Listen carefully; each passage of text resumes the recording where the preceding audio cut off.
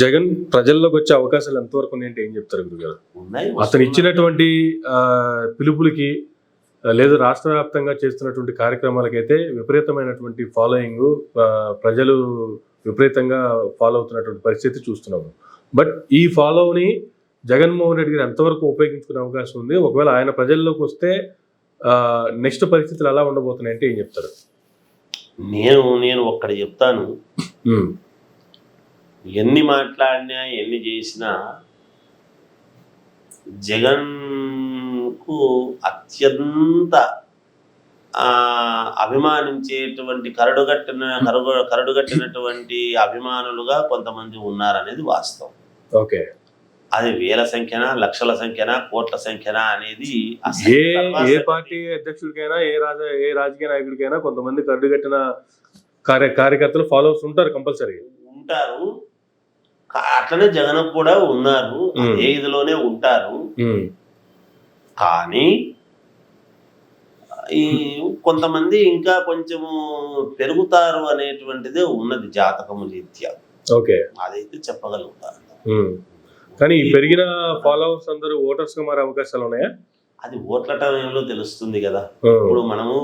ఇప్పుడు ఓట్లు లేవు, ఏమీ లేవు.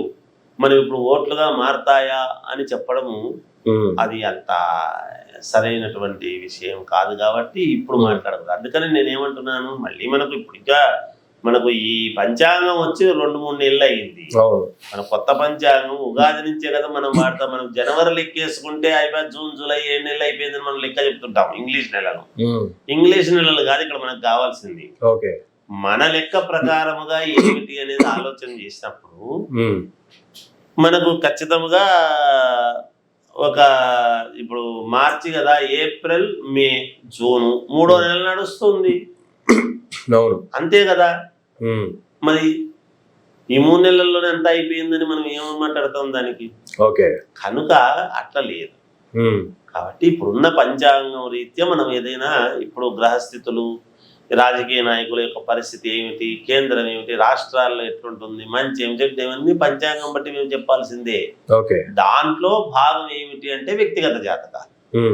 అది పార్టీల యొక్క జాతకము, పార్టీ జాతకము, పార్టీలో ఉండే వ్యక్తుల జాతకము, పార్టీ అధ్యక్షుడి జాతకము, పార్టీ స్థాపించినప్పుడు దాని యొక్క పరిస్థితి ఏమిటి, అన్నీ ఉంటాయి కదా.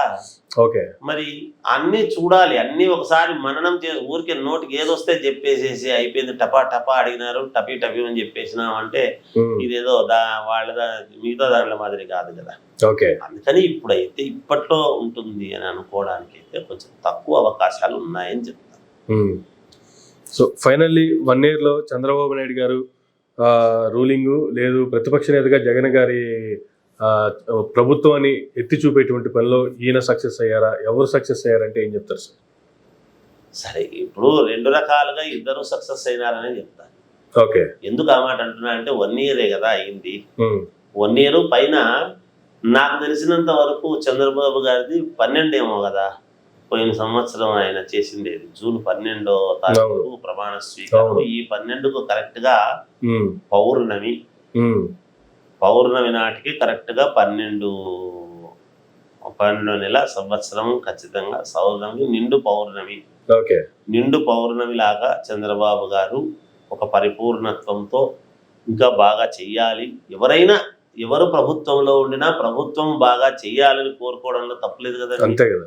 మరి బాగా చేస్తాడు, ప్రభుత్వంలో ఎవరుంటే వాళ్ళే బాగా చెయ్యాలి అనేటువంటి దానికే మనము మాలాంటి వాళ్ళము ఎప్పుడు కూడా కోరుకోవాలి, బాగుండాలి. ఏ ప్రభుత్వం ఉంటే ఆ ప్రభుత్వం బాగుండాలని కోరుకోవాలి మేము. మాకెందుకు ఈ ప్రభుత్వం ఇలా అయిపోతుంది, అలా పడిపోవాలి, మాకు అట్లాంటివి ఉండకూడదు. రాజకీయాల్లో ఉండేటువంటి వాళ్ళు ఏమైనా కోరుకోరు. అయినా 1 సంవత్సరంలోనే ప్రభుత్వం ఏదో అది కావాలి ఇది కావాలని ఎవరు రాజకీయ నాయకులు ఆపోజిట్ వాళ్ళు కూడా ఎవరు కోరుకోరు కదా. ఎవరు కోరుతారని అనుకోవడానికి లేదు. ఒకవేళ ఉంటే మేము ఇంకా బాగా చేసి ఉండేవాళ్ళమని వాళ్ళకు ఉండొచ్చు, అంతేగాని. అయితే కరెక్ట్ గా సమయం ఇక్కడ ఏమవుతున్నది అంటే పౌర్ణమి అవుతూ ఉన్నది. నిండు పౌర్ణమి నాటికి సంవత్సరం అవుతున్నది. చంద్రబాబు కూడా పూర్ణ చంద్రుడి వలె పూర్ణ కళలతో ఈ కూటమి ప్రభుత్వము అత్యద్భుతముగా ఒక వెలుగు వెలగాలి అనేటువంటిదే పూర్ణముగా మేము ఆశీర్వచనాలు తెలియజేస్తాము. ఓకే. ప్రభుత్వానికి బాగుండాలి అని మా కోరిక. పంచముఖ ఆంజనేయ స్వామిని అమ్మవారిని కోరుకునేది అదే ఒకటి. రెండవది, ప్రతిపక్ష నాయకుడిగా జగన్ గారు కూడా ఇంకా పైకెక్కి రావాలి, ఇంకా మంచి మంచి నిర్ణయాలు తీసుకొని ప్రజల హృదయాల్లో ఇంకా మన్ననలు పొందాలి. ఎందుకంటే ఇంకా చిన్న వయస్సు, ఇంకా చాలా వయస్సు ఉన్నటువంటి వ్యక్తి, ఇంకా భవిష్యత్తులో మంచి మంచి ఇవి అంతా కూడా చేసుకొని ముందుకు రావాలి అనే మా పూర్ణ ఆశీర్వచనము. ఓకే. అందరూ బాగుండాలని కోరుకుంటామ్మా, అంతే కదా. ఏముందండి, ఒకరికి ఇప్పుడు ఒకరు ఒక రకమైనటువంటి భోజనం పెట్టచ్చు, ఒకరు ఇల్లు తీయిస్తారు, ఒకరు మంచి గుడ్డలు కొనిస్తారు, ఒకరు ఒక పొలం కొనిస్తారు, అంతే కదండి. అంతేగా.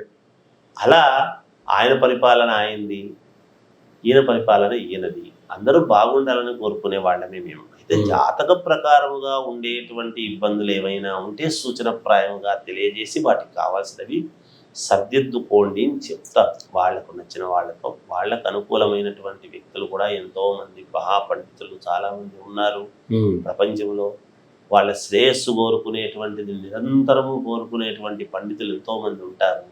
ఆ పండితుల యొక్క మాట విని శిరసా వహించి వాళ్ళే చెప్తే అది చేసుకుంటే వీళ్ళు ఎప్పుడు బాగుంటారు. ఎందుకంటే దేవతలకు